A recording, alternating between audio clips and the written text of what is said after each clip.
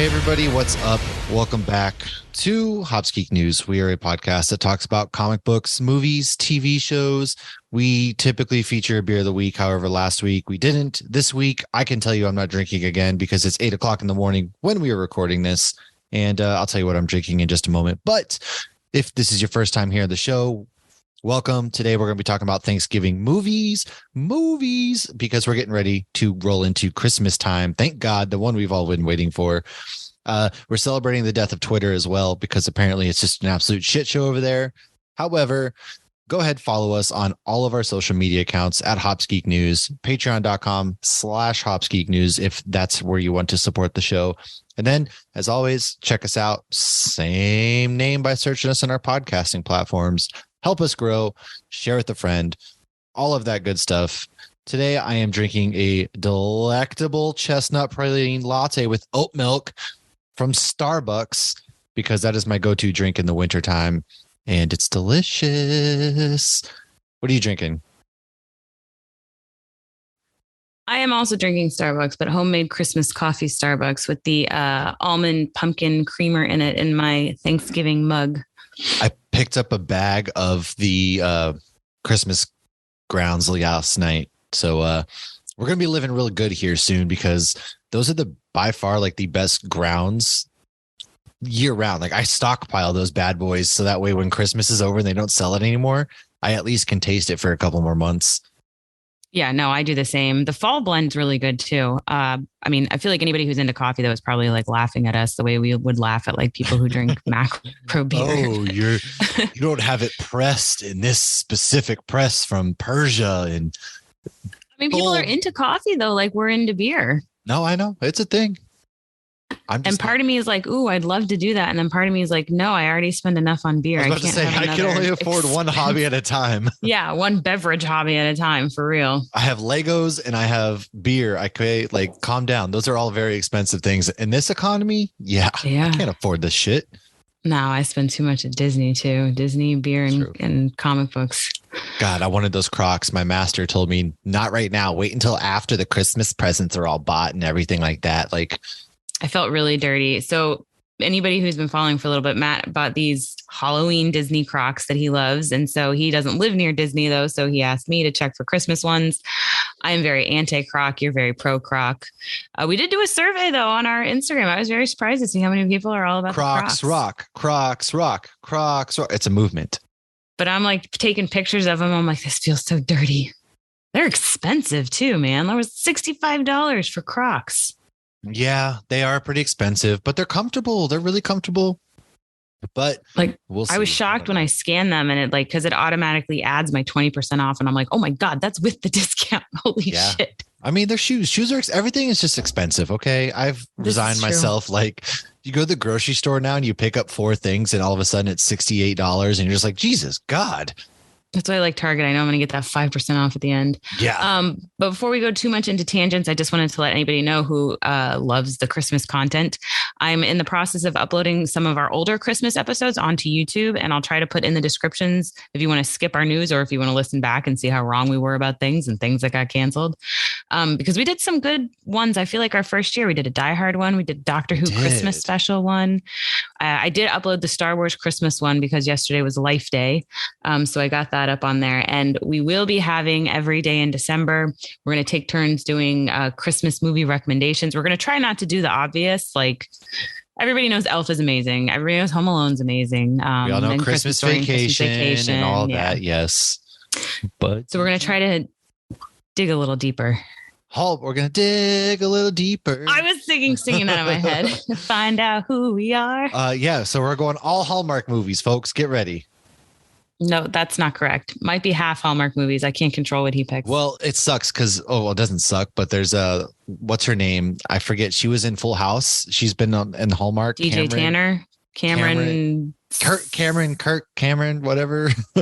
Cameron's sister is, thankfully she's left Hallmark and has Candace Cameron. Yeah, Candace Cameron. Well, no surprise, but she's very against gay marriage and all that. So she was very unhappy that Hallmark is now bringing gay people on and all that stuff. So she left. So good riddance to you.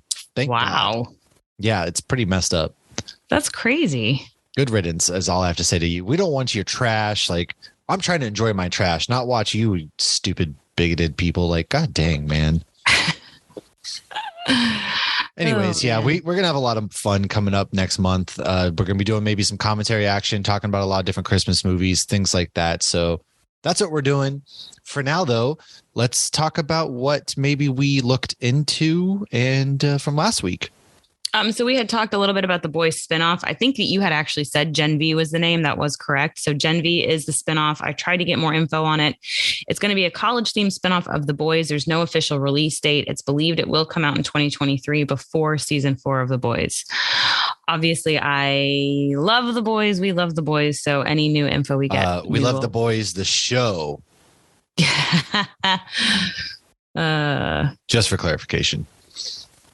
I didn't need that clarified for me. Well, who knows? Somebody could be walking by and be like, well, they love boys. What? Okay, so that's all I got for that. So what have you read or watched lately? Should we save Wakanda Forever for the end? Yeah, we'll go into a spoiler-filled Wakanda Forever discussion at the very end of the episode after we do our Thanksgiving movies and things like that. So you going to ruin this week's Andor episode? Yeah, you want me to ruin this week's Andor episode? All right. Well, you ruined last week. Don't ruin this week. Have you watched it yet? No, I did. Yeah. But when I was listening back, I was like, damn, he really did. Like, you did the whole episode of Andor. I won't ruin this week's because we're going to have a special guest on actually next week for a wrap-up episode for Andor.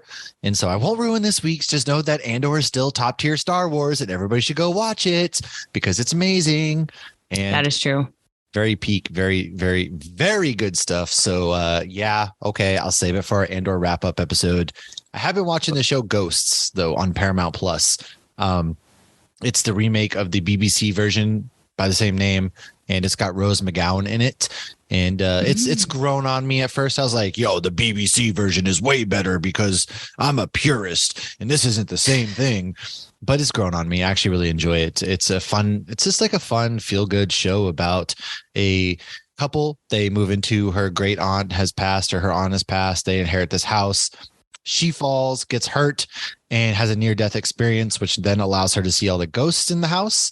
And so, yeah, that's kind of what that's about. So there's it's really well done because there's scenes where they have to go back and forth of like the ghosts are in the room and then like they'll flip to the next, they're having the conversation. It's carrying on. And then all of a sudden they're gone and not there. I don't know. It's really well done. I think I always appreciate things like that. So yeah. And then Wakanda Forever, which we'll talk about at the end. So yeah, that's all I've done. So after our last week episode, we had Riley on and we were talking the potential future of the DC EU universe. And we were talking about the CW show. So I got a little nostalgic and I decided to go ahead and pick up where I left off with Legends. So I'm in the middle or maybe the end of season 6 of Legends. I think their seasons tend to be a bit shorter. And honestly, like that show's so much fun. It obviously has its ups and downs, but it's so ridiculous. And like I'm watching one and like they travel back to where they were at the end of the finale. And the one guy, like he's not like their Deadpool. He doesn't have that kind of sense of humor. The guy that turns to steel, Nate, but he calls them out on stuff. Like he makes all the meta comments, like in the crossover. He's like, oh, did you get pulled into another crossover? So he's like, oh, I remember this from the finale. And then like the new girl this season's like, what's a finale? He's like, oh, you'll find out. They're a lot of fun. So, I mean, I love that. Don't take yourself too seriously, especially when you're connected to shows in the same universe that do take themselves seriously. And, they're silly and goofy and sometimes it's predictable. And sometimes you're like, well, I did not expect that. That was out of nowhere. Yeah. So I think I'm going to, as long as it doesn't take another lull, I'm good. Yeah, I'm going to finish that one. I think I can't remember. I know we announced it a while. I think they either finished their last season or they have one left, but I know the ending is in sight. The ending for everything's in sight. Like everything's ending basically. So it's kind of weird, especially in the DC universe area where there's a lot of but you also have like Peacemaker and you still got Titans and I guess Titans and Doom Patrol are probably ending soon. Yeah. We've seen the first 6 episodes of Titans, or I have, and so I need to write up an article for that, which I will get to. But you want to roll into some news? Sure. All right. Well, speaking of, Stargirl will end after season 4. We kind of already knew that, but they announced that they actually filmed 2 alternate endings in case the series got picked up for more. So like there's the definitive ending like if say they don't renew it for some reason, they decide to full on cancel it, they have that ending. But if for some reason they save the show, they've went ahead and they filmed an alternate ending to the season. So that's kind of cool to do. It sucks that, they're getting canceled, because I actually thought it was a really strong show. And so it's got Luke Wilson. Yeah, it's got a really good cast, and it's a pretty well produced show, I feel. So that sucks. But we're on to a new DC world. Amber Midthunder, by the way, you might have remembered her from Prey. She's been cast as Princess Yu in Netflix's live action Avatar series. Yeah. The cast looks great. Anytime there's a live action Avatar, we learned our lesson the first time. So we'll see what happens with that. If there is an Escape from New York film that's in the works, if anybody remembers that, Snake Plissken, Kurt Russell back in the 80s, man, that was action hero stuff right there. And so Santa Claus. Yeah, now he's Santa Claus. And I guess they're going to be remaking this film. So I don't know any more than that. But there's a big merger happening with Jason Blum and James Wan, who are two of the biggest like horror producers in the game right now.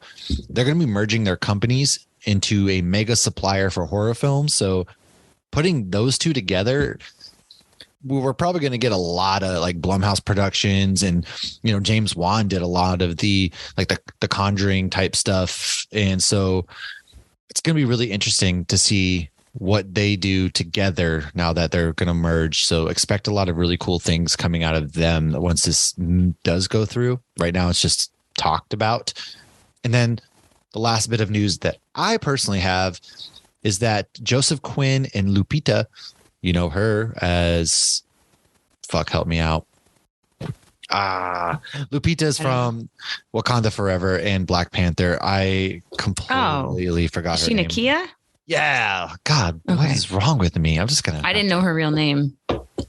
Gonna edit that one out because I forgot. I blanked. I don't know what happened to me. Me and character names, it's just bad all around. Anyways, they're going to star in A Quiet Place Day One, which is going to be the prequel to A Quiet Place, which from John Krasinski, and they had a sequel, Quiet Place 1, Quiet Place 2, Emily Blunt, all that good stuff. So Joseph Quinn, hot item on the market right now. Lupita, absolute dump truck of a booty, as a lot of people found out in Wakanda Forever. Gorgeous. My God. That she really silhouette. Is. Oh my God. She is beautiful. But yeah, she kicked some ass this movie too. She really did. I liked her character a lot more in this movie than the last one. Last one, I feel like they didn't utilize her enough. Agreed. So what news do you have though? Not too much. I was actually listening to the Talkville podcast this morning, and they had Glenn Winter on as a guest. And we had talked about this, but I had thought this had gotten scratched, but I guess it hasn't. He is currently working on the Dead Boy Detective series. He said he's working on it now. It's going to be 8-episode series. That's by Neil Gaiman on HBO Max. So I was like, oh, shit, I thought that got scrapped. CEO and WB David Zaslav is reportedly planning on developing Harry Potter and the Cursed Child for the big screen. Have you read that? It's awful. That's what I hear from everybody. It is fucking bad. If you are a fan of Harry Potter and you pick up the Cursed Child, you're going to want to blow your brains out in a freaking Hogwarts bathroom, because it's... Oh my God, like Voldemort has a kid with Bellatrix and you're like, what? Oh, that's the Cursed Child? Yeah, like Voldemort ain't out here fucking, and then like it's just bad. I can't tell you. It's written like a play, which is fine. That was all cool and everything, but just the right. You read like the lines that went through this. Yeah, no, it's not good, man. Well, we shall see. It's just reportedly planning, so nothing set in stone yet. Please scrap it. Well, they have talked about. Hold on, they have talked about doing a lot of more things in the Harry Potter universe. I know that that's a big focus for WB. Like they want to not only do movies but TV shows and really build on that universe, I guess. That's an interesting one to build on, because you got like closure at the end of it. So are they going to focus on the next generation, or are they going to do prequels? I guess they can do whatever they want. Well, I mean, there's a lot of characters out there. I guess you can always do like a Ministry of Magic show where they're hunting down maybe like Death Eaters still. That would be kind of cool. Like the Death Eaters, after Voldemort died, they escaped or whatever after the Battle of Hogwarts. And you don't have to include Harry Potter if you don't want to. maybe they get him back somehow, but that's just an idea that I have. Like they're hunting down these people maybe still, and there's some other dark rumblings happening out there, dark magic, things like that. Could make for a cool show. Right. There's a third Princess Diaries movie happening. It's not a reboot. Yes, there is. Yes, there is. I never saw the second one. What? I saw the first one. Diaries. The Princess Diaries is amazing. So, you know, it's funny. Disenchanted comes out today, or it is out now. So, you know, we got. Yeah, so are we. We got stuff to make caramel apples. So I did a little Enchanted TikTok and I posted it last night. And I'm like, I don't know if that's going to do good on our Hobbs Geek news page. It's doing quite well. I love that everybody loves Enchanted. That's what I'm talking about. Last I checked, I think it was at 1,000 views, which I feel like is good for us. Yeah, no, I threatened. So that's been like Harper's been a little shithead at school. And so we were like, okay, you can watch this movie tonight if you're good. And she wasn't good yesterday. So I actually then threatened her with jail. And I had my friend who's a cop come and talk to her last night at the thing I was working at and threatened to take her away to jail. So let's see if that works out. Oh my God. That's be like trauma. Scared straight, folks. She's scared of cops her whole life. My last piece of news is Miller Lite is making a tree stand that pours beer. I saw that. That looks, speaking of beer, does look pretty cool. We'll talk about in a second, but I don't want Miller Lite pouring from under my tree. Like that's not what I'm going to go to. Maybe we can get a better tasting beer. But maybe like Anchor Christmas or so. I had my first celebration, Sierra Nevada celebration the other day at Disney. I can't get that out here. That sucks. Really? That's so weird. You're so close to Sierra Nevada too. It doesn't. They don't distribute it here. I have not seen Sierra I thought Nevada they distributed everywhere. I don't get it here. That's nuts. So you don't even get Torpedo? I don't know that I've seen Torpedo. I might get Torpedo. That might be the only one, but I don't get the celebration here. Wow. I'm just holding out. I love the New Belgium accumulation. It's getting harder to, like, they sold out and it got harder to find. What the hell? That's the opposite of I get selling out. A couple Goose Islands, but there's a lot I don't get. It sucks. But did you see that Qatar has actually banned the sale of beer and stuff like that at the World Cup? Wow. First of all, like Qatar is a shitty country. I fucking hate that country. I spent 7 months of my life in that country and it sucks. I hate it. They built the World Cup off of slave labor and they're just really terrible. Like not everybody's a terrible human being because that's generalizing an entire population. Right. That's like saying like I'm a Floridian. I don't own an alligator. But like their government sucks. They're some of the worst people on this planet. And so, they banned the alcohol sales at the World Cup. So that sucks. That's insane. Like, wow.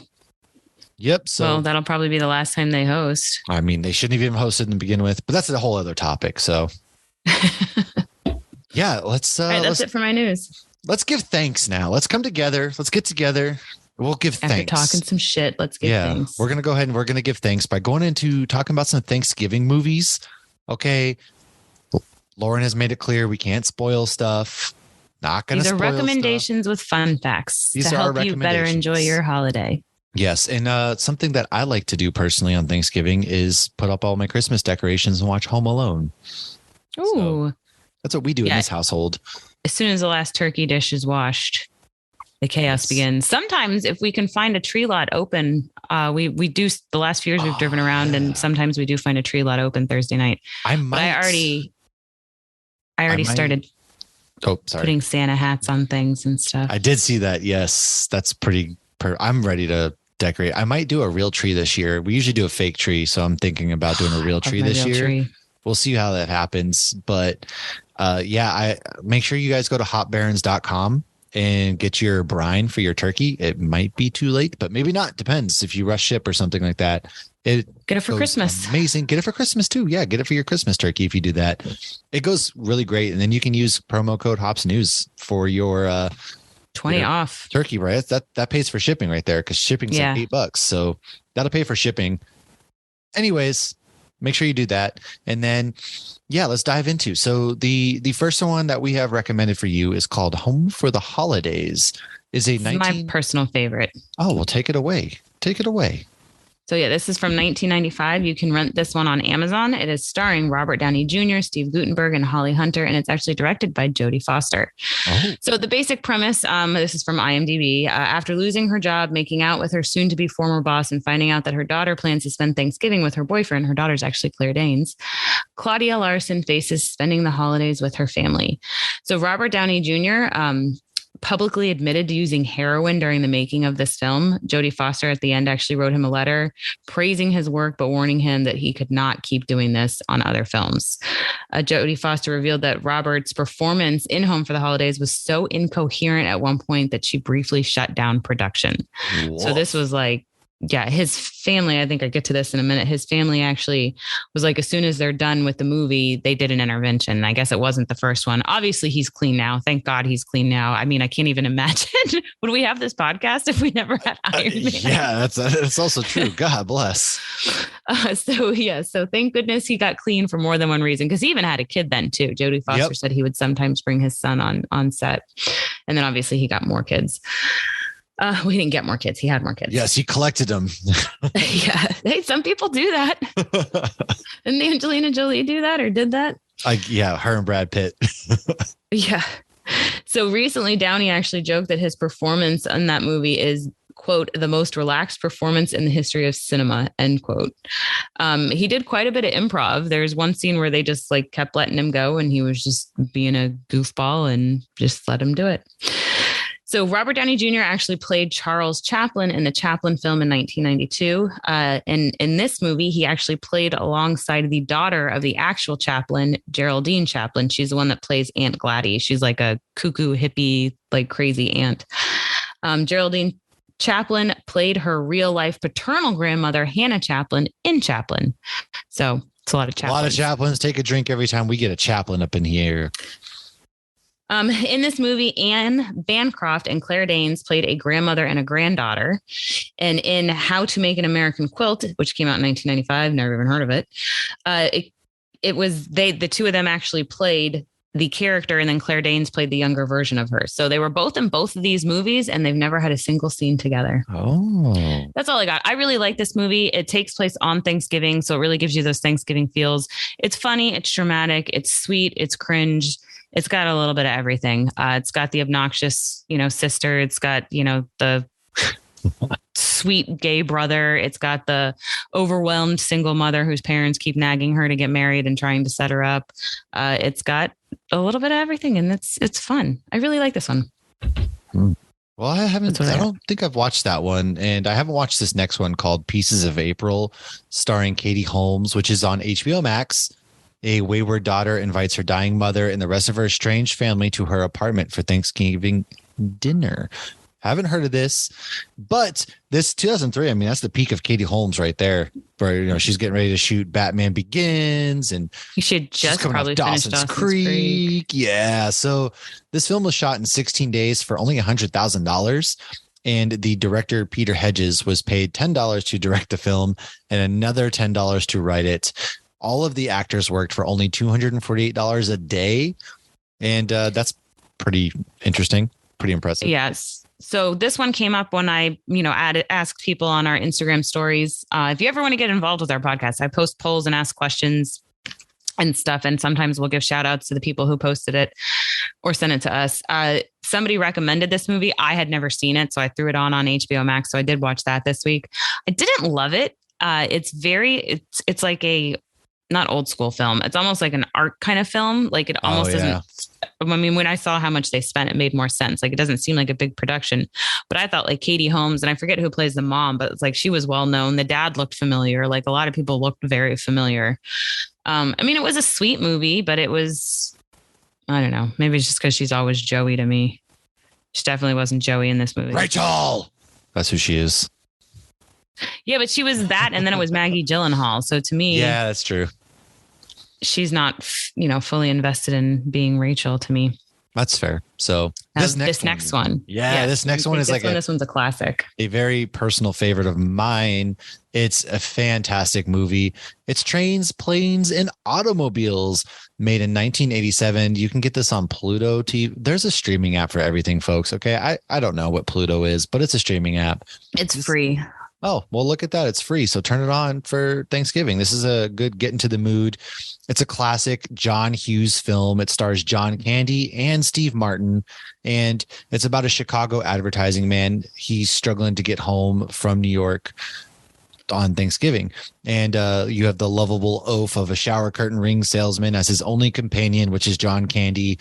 And it's just the two of them getting back, and it's really just a feel good film. John Candy he's amazing, right? He's in a lot of things like Uncle Buck, and he's also in Home Alone as well. But some fun facts about this film is actually that the exterior of the aircraft and flight is a reuse of the 707 flying through the storm from the movie Airplane, which was made in 1980. John Hughes said he was inspired to write the film story after an actual flight he was on from New York to Chicago. The flight was diverted to Wichita, Kansas, taking him 5 days to get home. Eddie McClurg improved a lot of what she said in the car rental place and claims to this day that random people ask her to... Edie? Ooh, I am not good with names, folks. Very different character if you're picturing an Eddie. Yeah. You would know her. I think she's the one from Office Space that's like, please hold, or, that's her. Me and names. God bless. If there's a tagline like, what are we messed up on? Just throw a name in there, and it's probably what it is. Right. Every week we got it. Yeah. Somebody we forgot or something we mispronounced for sure. Yeah. But she claims to this day that random people still ask her to tell them that they're fucked, which is pretty good. In the airport scene in Wichita, when the airline employee announces that the flight has been canceled, you can see on the board behind him that the destination of the flight is to nowhere. The marathon car rental scene is exactly 1 minute long from the time that Steve Martin starts his tirade to the time the attendant ends the scene. In that 60 seconds, the F word is actually used 19 times. The film would have impressive. It is, that beats like The Departed and everything. Like they did it in a minute. They did it in 1 minute. So the film would have easily been rated PG or PG-13 if it wasn't for this one scene. But this scene makes it worth it, in my opinion. And it can easily be edited for TV. Oh yeah, just blank out that, you can easily edit it, frack, whatever it is. But if the kids are around, get fudged. Well, that sounds gross. Get fudged. Yeah, it does. Director John Hughes is known for staging improvisational moments for his actors in order to capture a genuine reaction. And since he was not satisfied with the Owen scene introductions after several takes, he privately instructed Dylan Baker to wipe spit in his right hand just before shaking hands with Neil Page. Steve Martin was not expecting this, thus his disgusted reaction to shaking Baker's saliva-slathered hand. The film crew reportedly exploded in laughter as Martin ran off to wash his hands immediately following the encounter. Hughes got the reaction he needed, and the footage was kept in the film. I always love little tidbits like this. Well, you ever heard the one in The Shining where we might have even talked about it, where they like tortured the mom slash wife? They tortured her the entire film. Like she was traumatized from this movie. Yeah. Like this is funny, but this is funny, but like torturing your lead actress, that's not funny. No. So some of the genuine stuff, it's like, I'd be scared to be on a set like that. Like something I guess it'd be like being on Jackass. That's all they freaking do is try to scare each other, get each other. Up to get concussions and stuff. They know it's coming. Yeah. But like, I feel like I'd be on edge on a set where people want genuine reaction. Let me get this genuine reaction. You're just trying to take a shower and all of a sudden, like, who knows what happens where like comedy's one thing. Horror films, like, let's stop method acting there. It's just crazy. Oy. Anyways, one actor who played a truck driver was only supposed to actually have one line and work for one day, but because of the weather-related delays during production, John Hughes chose to keep him on standby, and the actor ended up working enough days while the crew waited for the snow to come that he earned enough money to make a down payment on a house, back when houses were reasonably priced and Zillow wasn't buying them out. And last but not least, no transportation company. Wasn't there a recession then too? I think there was. I don't know. Just pick a date in history in America and there's probably a recession. Like Barnett Bank had to buy our condo in Miami because we were moving to Jacksonville and we couldn't sell it. Gotcha. And that was in the 80s. Got you. Well, the movie Mr. Mom. It's based on like a recession, remember? With Michael Keaton. Great movie. All right. Well, anyways, no transportation company wanted to appear inept or deficient in any way, so crews had to rent 20 miles of train track and refurbish old railroad cars, construct a set that looked like an airline terminal, design a rent-a-car company logo in uniforms, and rent 250 cars for the infamous rent-a-car sequence. I find that hilarious. I mean, it makes sense. They're like, no, we don't want to be the airline that's canceling everything. Yeah, right. It's like Delta or something. And because people are stupid, right? They're always like, oh, I saw Delta in this movie. They canceled everything. I'm not going to go to them. They're terrible. Right. But it's like, guys, that's a movie. Well, like, what didn't American Airlines like use Home Alone as advertising though? Like, it was like, it does work. Yes. Fly home for Christmas on American Airlines, which they were on time. That's why they barely made it. Exactly. That's true. So this next one was a recommendation somebody gave us again on Instagram. I have not seen this. I saw the pictures. I did the research, and it looks like this is up your alley. Have you seen it? I've seen it. Of course, I've seen this movie. Okay, Sean so I'll hates give the this fun movie. facts, and then by you the can way, tell Sean's us. cameo. He hates this movie. Oh, really? Sean loves everything, so it's bad when he hates this movie. Well, I mean, it looked pretty bad, but I'll give the fun facts, and then you can actually tell us how awfully bad it is. So Thanksgiving came out in 2008. It's on Pluto, or you can watch it on Tubi. I think both of those are free. So it's a homicidal turkey that axes off college kids during Thanksgiving break. So no one wanted to distribute the film at first. So the filmmakers sold the DVD on Amazon themselves, and it took them a year to sell 1,000 copies. The title card, "To Be Continued in Space," was placed in the movie at the end as a complete joke with no intention of any sequels. Nonetheless, a sequel did happen in 2012, and I'm guessing that was in space. No. No? No. Wow. So the central tagline is, quote, "Gobble, gobble, motherfucker," end quote. And this was thought of before the movie's actual plot happened. Were these kids like just high and they're like, "Gobble, gobble, motherfucker, let's make a movie about that"? I'm pretty sure that like the people who made this movie definitely were just sitting around, hits blunt, "Gobble, gobble, motherfucker." And then like, oh, that would make a good movie. Hey, I mean, they clearly made some money off of it. So this movie was shot in 11 days. Auditions were held in the director's garage. And apparently there's a musical version. Have you seen the musical version? I haven't seen the musical version, but this movie's outrageous. Like, it's right, so... I will let you ruin this movie. It's just... if you want to. It's just cheap. Like, there's a sequence where, like, this lady bangs the turkey and she has no idea it's a turkey. And it's like... Ew! How do you not know it's the turkey? Like, I don't know, man. It's basically like... some crackhead turkey and he's just killing people, and it's very cheesy, and it is not a good film. It's not a good film, but nonetheless, okay. Like, I think I agree with Sean, and I haven't even seen it. This is terrible. Yeah. No, it's not a quality film. I don't have anything decent to say, just other than the fact that, yeah, it's bad. Don't recommend. I enjoyed it for the comedic factor, because it is like, he like, "Gobble, gobble, motherfucker." Literally, like, that's how this movie goes. And he's just a demonic turkey, man. And that's all there is to it. I can't say much more. That's it. All right. So let's make it a little more lighthearted now. Charlie Brown Thanksgiving came out in 1973. That is on Apple TV. I hate Charlie Brown. You hate Charlie Brown? I hate Charlie Brown so much. So do my kids. Every year, we didn't even watch The Great Pumpkin this year because I didn't feel like dealing with them whining. Charlie Brown sucks. See, my dad always loved Charlie Brown and still loves Charlie Brown. Like, one kid, where are this kid's parents? He hasn't taken a shower his entire life. Like, I know. That's neglect right there. And you're sending his ass 70s. To school. It was the 70s, man. No, that's disgusting. He's got a dust ball following him. How many times are we going to fall for Lucy's bullshit? Call him Pigpen. Anyway, here's a couple fun facts. I'm not going to do the plot on that one. Peppermint Patty and Marcy are actually both voiced by dudes. And Lee Mendelson objected to the ending where Snoopy serves Woodstock a piece of turkey because he thought it made him seem like a cannibal. But it was kept in at the suggestion of Charles Schultz and Bill Melendez. That was pretty funny. Then there's another one. There was a whole series. This is America, Charlie Brown in 1988. You can find this on Vudu, VUDU, or Rediscover on Roku. This is depressing. I do not like this one. It is the Mayflower Voyagers. Like I said, it was a series, so this is one of the episodes.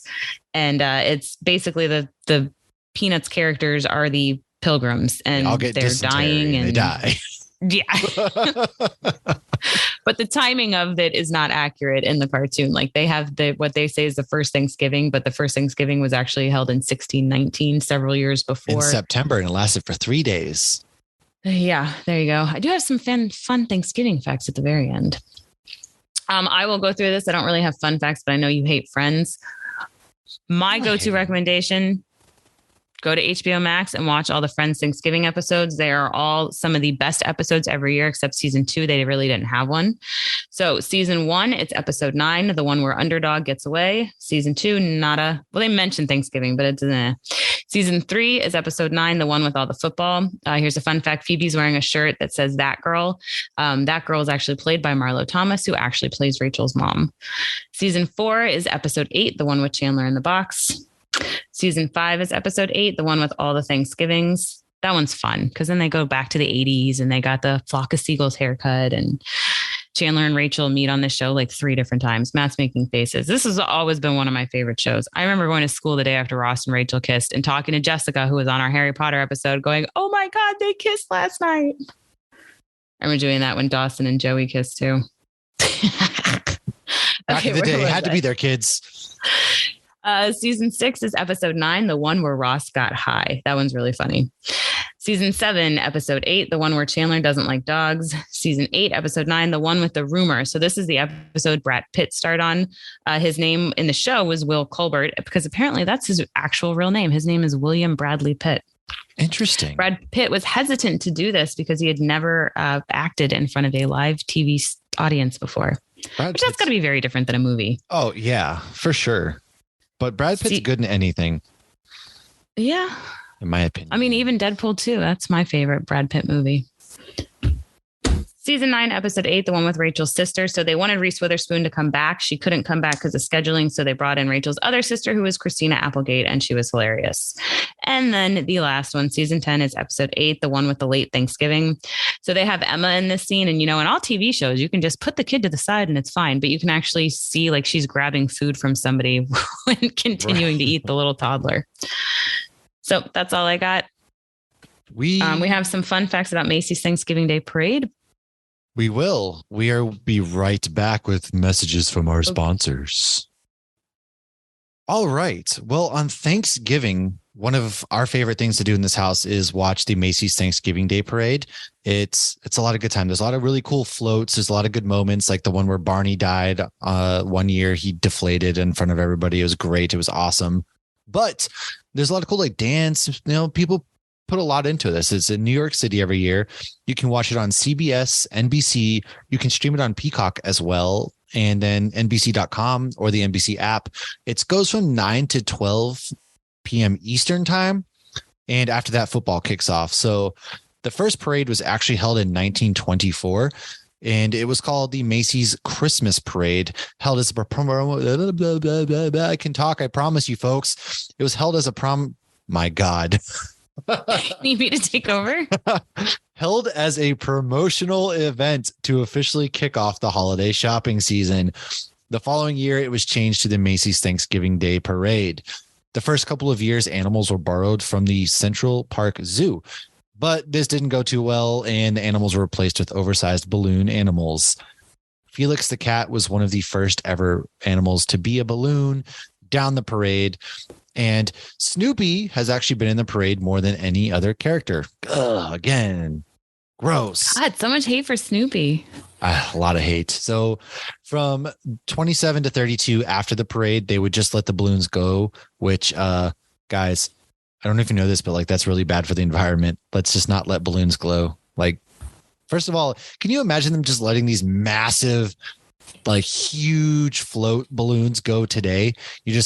Some poor whale out there in the Atlantic gets a face full of fucking Power Rangers and chokes and dies. Not cool, man.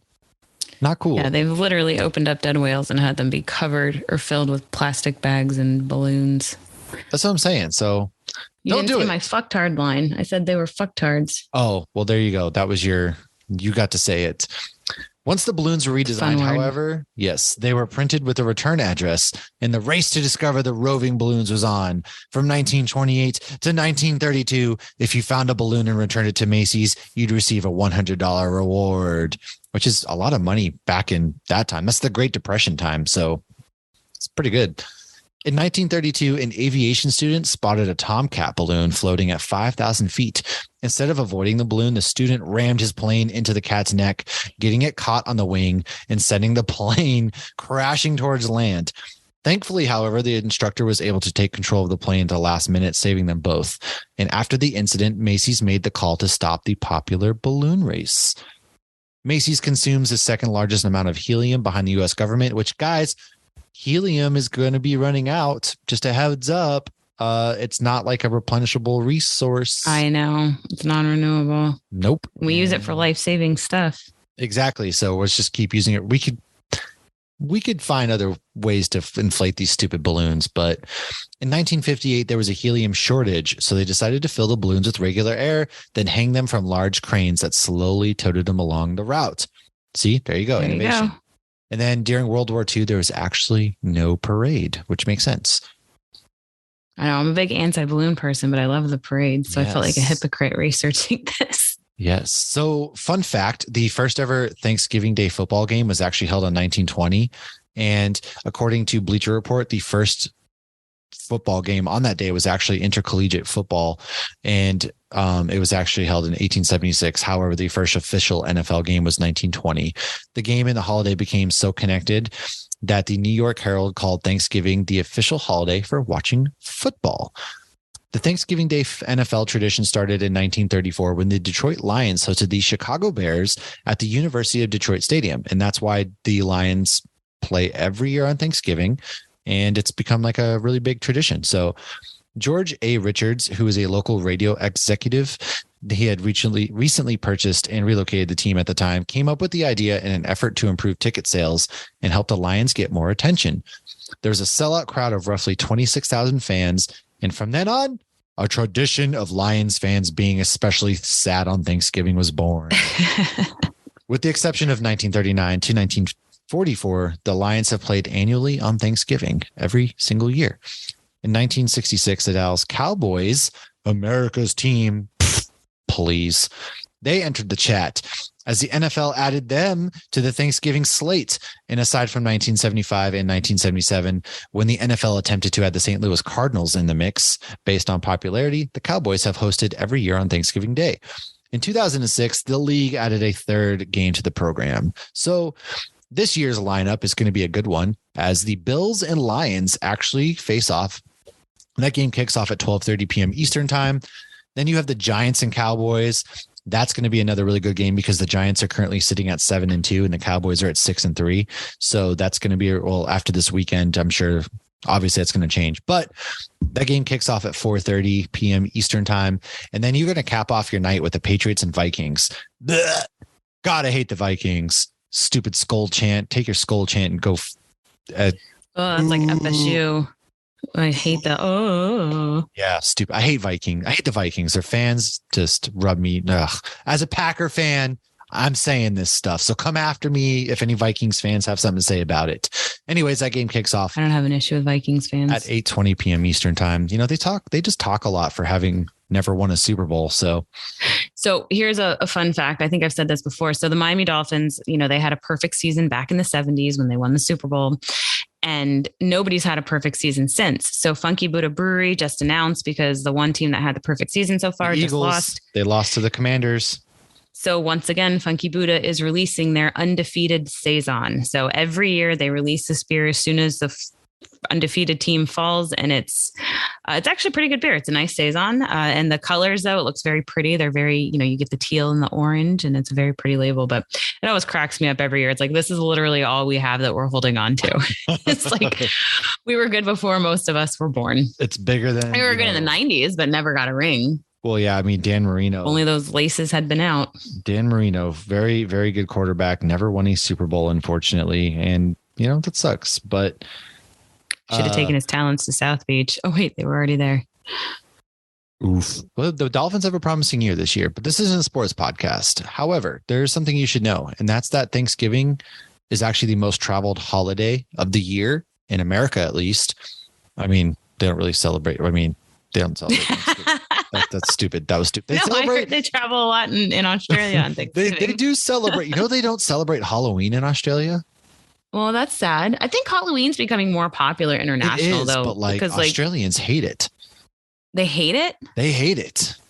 How can you Apparently, hate I Halloween? don't know. Bunch of Oh, that's backwards. sad. I always feel bad when people like when I hear kids who don't celebrate it because I know some people don't celebrate it for religious purposes or whatever, but it's just so fun. Yeah, there is a Thanksgiving in Canada though, so there's that. So that's why. Yeah. See, there's a distinction there for a reason. So that was one of the things I found, like why there's not so many Thanksgiving movies out there. You know, there's a bajillion Christmas, and it's because the whole world doesn't celebrate it. So you're not going to get international sales on any of these movies, and I think that's why.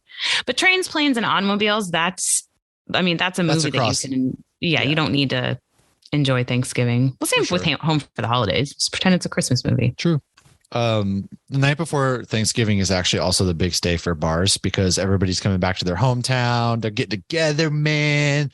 They're all going out to drink and party the night before. Oh, that was funny. It's bigger than St. Patrick's Day and New Year's. It is. It's pretty impressive, but yeah, that's what we have as far as Thanksgiving goes. We hope you guys celebrate Thanksgiving. Have a really good time. Send us your beers if you're out there drinking beer with the family. Drop us a line on our Facebook chat or our Twitter or Instagram, wherever you want to. Tag us in your beer photos. Tag us in your turkey photos. We want to see them, man. That's awesome. But with that said, let's enter into the Wakanda Forever review that we're gonna do. So 3, 2, 1, blast off. What are your initial reactions for this movie? Oh my gosh, I loved it. I loved it. I feel like I need to see it again to fully process it. I thought they did a great job with Namor because he serves himself. Like we did the whole comic book origin on it, and he only does whatever will serve him and Atlantis. I get why they changed the names of everything, distinguish it from Aquaman. And it was also a nice way to bring in some, Aztec and Mexican history and whatnot. So I thought that was a really cool way to do it. I loved that he called himself a mutant. Oh my God. I think I hit Josh when that happened. Yes. I should have known because Marvel really just dives right into it. But like the second you see Shuri and it's just like she's racing to try to replicate that flower again to try to save his life. Like, man, that opening was. And then the silence for the opening. And all you heard during the silence was people sniffing. Well, how about that Marvel opening crawl? It was all chat. That's what I'm talking about. Yeah. Yeah. It was intense and it was dead silent. And my theater was silent, of course, too. And I just heard sniffing. Beautiful. Absolutely beautiful. What I thought was very interesting, it's the difference between passing before your time and passing after having lived a full life. Because when Captain Marvel came out, they did that opening sequence with all the Stan Lee cameos, but they didn't mute it. And that was I thought that was very emotional. I thought that was very sweet. It was, such a nice nod to him. But it wasn't, you didn't need a moment of silence because he had a full life. Yeah. Oh, and, he was 98 years old. Right. So Chadwick dying, literally, he lived half that way before his time, passing in the prime of his time from, fuck cancer, everybody, fuck cancer. Everybody knows somebody who's died because of cancer way before they should have. And so it was a very sweet thing they did, I felt like, and it was interesting to see the differences in how Marvel honored the two. I thought they did a great job honoring him. Obviously the legend continues. I thought that in my head, are they going to have him have a kid? And I'm like, no, they're not going to do that trope. Well, they did. It was beautiful the way they did it, though. Yeah. You're right. I mean, but did he knock up Nakia, blip away, and then come back and have a 5-year-old? Pretty much. I mean, that must have been that's what I'm gathering. Yeah. I mean, that's pretty much what happened. And he knew he was, and there was something, what is it? Somebody said like a great king or whatever, or your great father prepares you. I was just about to bring that up. He prepared them for his passing, which is beautifully sad. Beautifully sad. I thought though, this movie was, I'm with you. I thought this movie was fantastic. It might be my favorite movie of Phase 4. Very, very close with No Way Home. This is the top 5 MCU movie for me personally. And I mean, right from the get-go, it was great. Angela Bassett, she deserves a fucking award. I did not see that coming.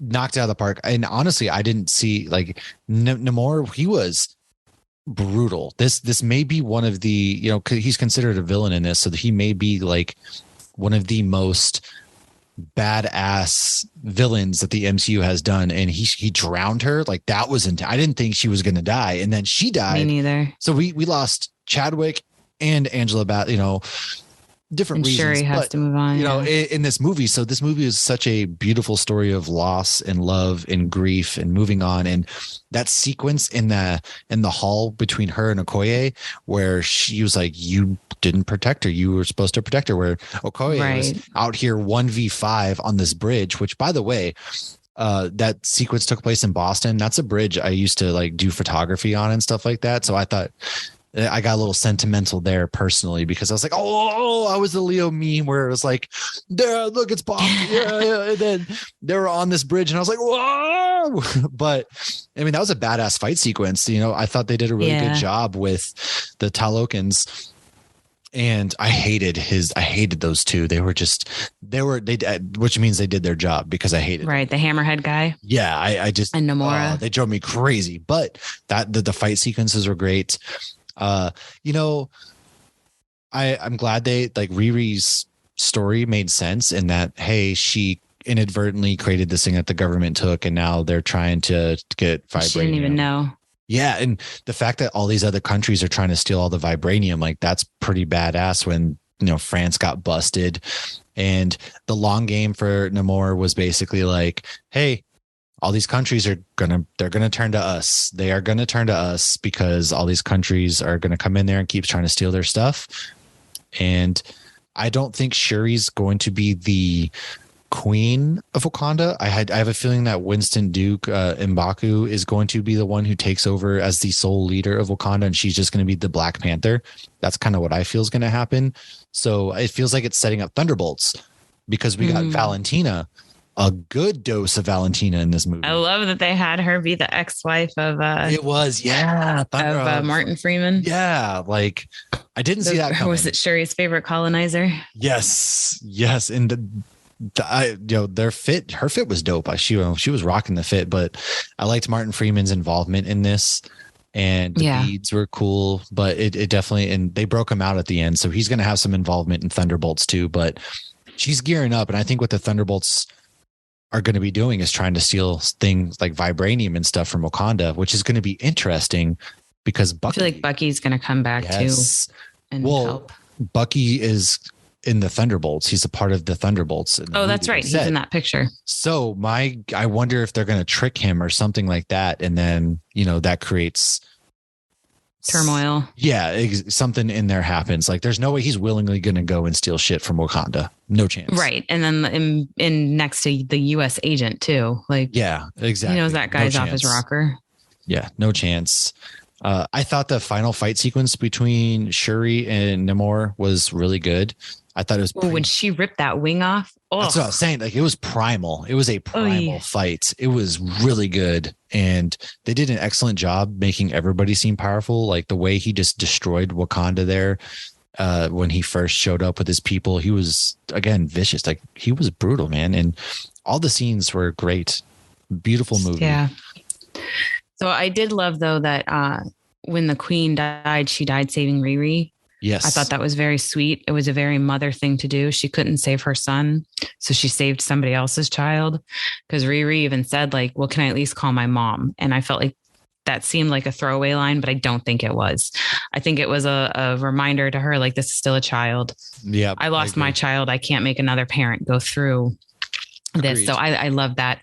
I wish there had been some nod, and I'm hoping that we get it in the future. We did hear that looks like Iron Man's suit, but I really hope she's one of those that got Iron Man's scholarship. Like, even if she didn't know him, I want there to be some connection just as a nod to the comics, or maybe Pepper did it or something. I feel like we will in her show Ironheart. I think they're going to explain that. Yeah. She was a part of that somehow. I thought we'd at least get a little nod, but so I'm really hoping that they do that in the future. But there was a lot of parallels that I've seen that I didn't pick up when I watched the movie, like during that fight with Namor, where she made the comment about, I'm not going to let, hate consume me or whatever. And I believe that was what Black Panther said with Zemo. Well, and Exactly. And that's also why Killmonger appeared when she took the herb. He was like, you summoned me because you're nothing but vengeance. And so like Yeah. the inclusion of Killmonger in this was a really welcome surprise. And it made a lot of Yeah. sense I did because not expect that. At first, she's I'm like, did they CGI Chadwick? Please don't tell me they did that. that's my first thought too. I was like, no way. And then when he appeared, I was like, oh, this makes sense because she's going through it right Oh, now. yeah. Hell yeah. I mean, how could she not? Yeah. And I'm going to be honest, for a while there, I thought Okoye was going to end up being the new Black Panther after she got stripped of her general title. And then I was like, oh, is Nakia going to be the next Black Panther? But then Shuri did it. And I was like, oh, yeah, that makes sense. Like they did a good job of making me think like maybe I doubted. Maybe it isn't going to be Shuri for some reason. But so I feel like I knew it was going to, as soon as I saw that one scene, it looked like her body. Yeah, it did. She's very thin. Yeah. Well, but I thought they were playing some tricks on us, expecting us to think that it was Shuri. And then I was like, oh, maybe it's not. But overall, they did. And I'm okay with it because I thought she actually did a really good job in this movie. Like Letitia Wright, she did a pretty stellar job showing emotion, the fight sequences, stuff like that. I liked a lot. The fights were really good in this movie as a standout to me. Yeah, I think they did a good job too. And I loved seeing the relationship between her and M'Baku, how that has changed. And when she's like, I thought I was just a child, because, he calls her a child in the first one. His response was so great. He's I love him, where he's like, with everything you've been through, you're not a child or something like that. But I would love to see, I like your theory of like him being the king, or even her just seeking his counsel, because clearly he's older. Yeah. Even though he's a bit of a goofball, he's still wiser. I love trying to see him though, like when he saved the kid. I really liked that scene too. And then of course, when he tried to fight one of the Atlanteans, it's going to be hard for me to transfer that because I keep forgetting what they're called now. Oh yeah. They're to Taloke. Right. And it's hard to say too. Yeah. It is hard for me to say. I'm illiterate, but I would love to do some, maybe we can do that at another point where we do some history on the culture that they used to create this whole new world for them. So there was another line that they actually pulled directly from Chadwick that Riri said, and it was the to be young, gifted, and Black. So he actually said that during some interview or some award acceptance or something, and Riri said that in her dorm. So they didn't just pull lines from past T'Challa. They didn't just pull T'Challa lines. They literally pulled a Chadwick Boseman line. Well, it was sad because I was listening to the podcast and, Ryan Coogler was like, yeah, I finished the script 2 weeks before Chadwick passed. And I asked if he wanted to read it. And he said no, but it was because he was just so tired. He didn't have the energy. And so and then the whole cast went and visited his grave before they started filming the movie. And so it was just... Oh, I'm sure they weren't acting in some of those scenes. Yeah. Oh, without a doubt. It was just, it's a beautiful movie. This is a perfect ending to Phase 4. And like they were doing the flashbacks when she's on the beach, thinking back to Chadwick, when she was saying her goodbye. That was like us also being like, hey, we're saying our goodbye to Chadwick at the same time. And closing this chapter, it's sad, but we focus so much to move on. Forward. Yeah, we focus so much on loss and love and just grief in this period that now we're going to be going on to the actual Kang saga kicking off with Ant-Man. So, but I mean, that's life. You have to grieve and remember them, but you have to move on. That's you're right. It's all about like, hey, accepting the loss and moving on. And that's what this movie did a really good job of doing. Yeah, no, I feel like emotional just talking about it. Agreed. No, it was a really good one. Hard to watch. Great to watch. Yeah. It was. Yeah, Spider-Man No Way Home still takes the cake though for this phase as far as. It's fair. It's like 1A, 1B. It's just depends on my mood, I guess. Like if I'm honestly, some people want to sit here and shit on some of it.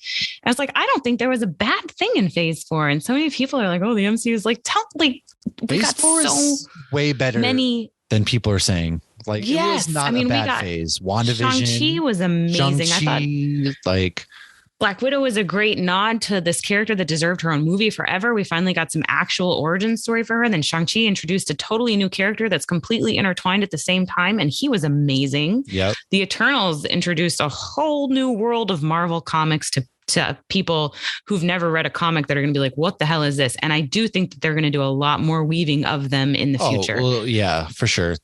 So, and then, I mean, actually, we started with WandaVision. I mean, we started with a Loki sitcom kicks off turned the not Kangs. sitcom. You know, Kang gets introduced in Loki. Yes. So that's a really big piece right there.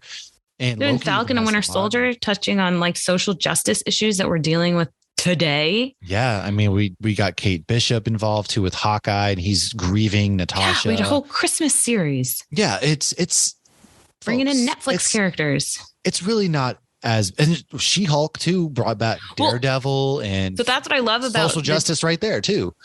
Yeah. So yeah, a different kind. Yeah. So what I love though about the TV shows is we literally started with what we thought was a Marvel sitcom, but wasn't, and ended with an actual Marvel sitcom. Yes. And so it's all been a lot of fun. We'll have to do like an actual Phase 4 wrap up episode here, probably, after Christmas time, just before. It might be a good New Year's one. Yeah. Yeah. Before Ant-Man kicks off. But Phase 4 by no means is as bad as people are making it out to be. There you go. We'll wrap up before Ant-Man. Exactly. So that's kind of where we're at, folks. That's February. We really appreciate you coming along. That was let us know what your thoughts about Black Panther, Wakanda Forever are, and let us kind of know what your thoughts and theories and thoughts on Phase 4 as a whole were before we kind of go into that at a different time. Next week, we are going to wrap up Andor with Tommy, who is the assistant for Charles Soule.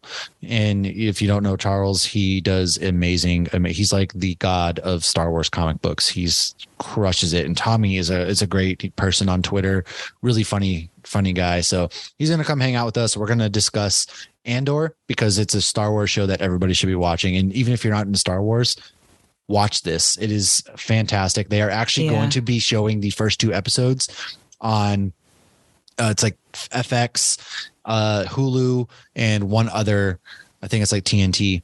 And so that's really big because this is a Disney Plus series and they're putting it on cable television and stuff like that. Wow. The first 2 episodes, and that's going to be happening on Thanksgiving Day. So if all else, check that out because I know a lot of people love to binge Star Wars on Thanksgiving because that's kind of a time old classic. Check that out. Please do. Andor is amazing.